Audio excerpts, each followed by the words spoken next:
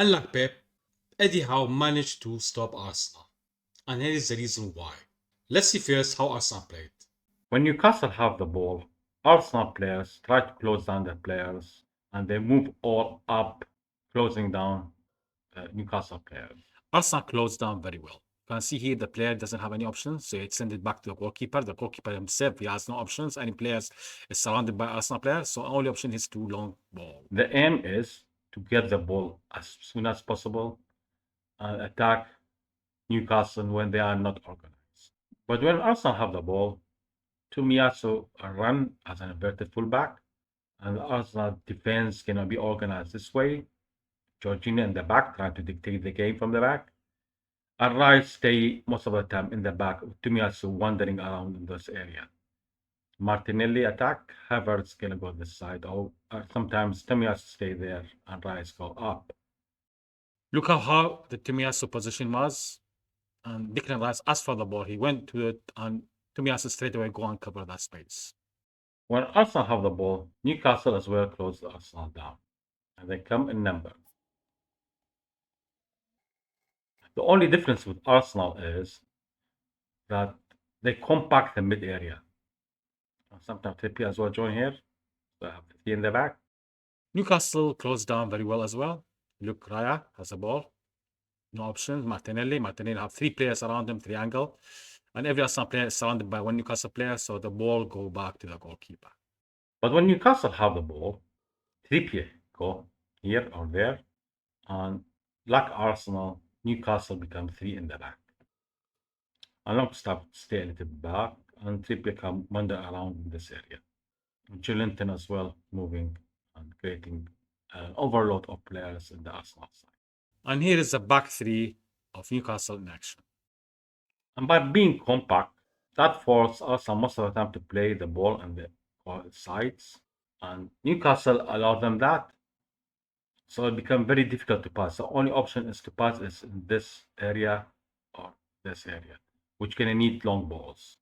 Because if Arsenal try to pass the ball easy, the whole Newcastle player is gonna move around easily, and they make it more compact for them. So the only option Arsenal have is send the long balls to those areas, which is not the skills Arsenal players have in the back.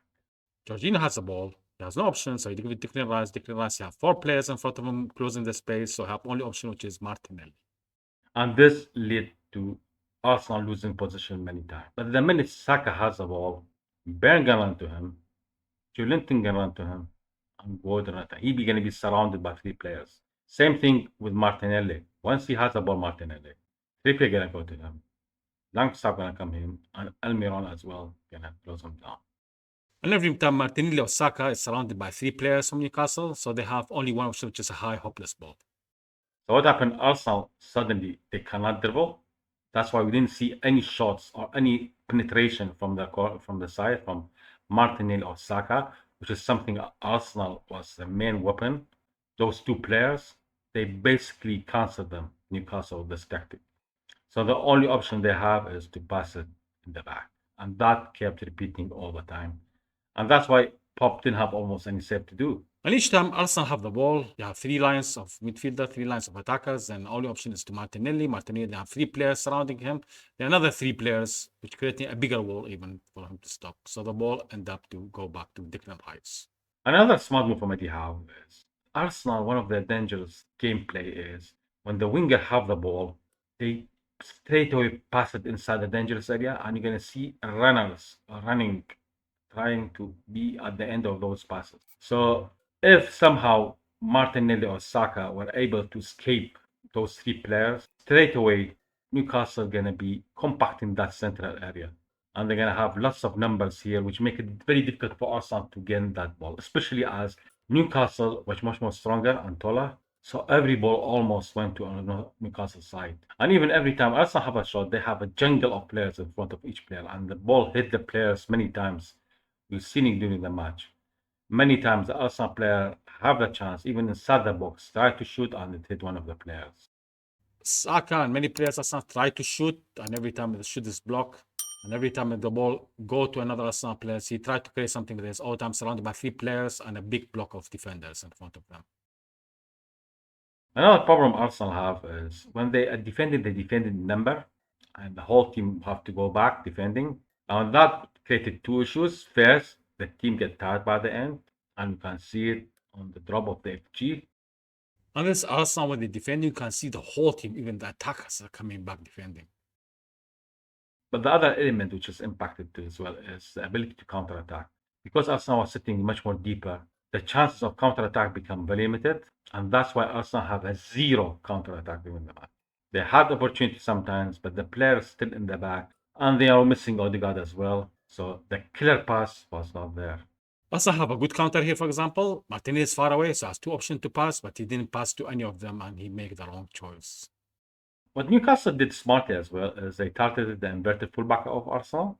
Tomiyasu, all the time wandering here, and sometimes is even there, like attacking midfielder. That's why the most dangerous area, the most attack came from the Tomiyasu side. Trippier as well, piling up. And they exploit that area a lot, especially during the second half. And that's why no wonder the goal came from that side, from across that area.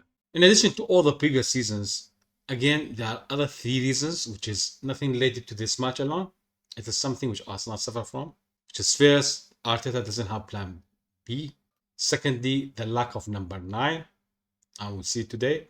And Nketiah was outmuscled by Newcastle players. And the third reason is the lack of physical attribute, and we've seen that especially in the middle and especially in the attacking wise.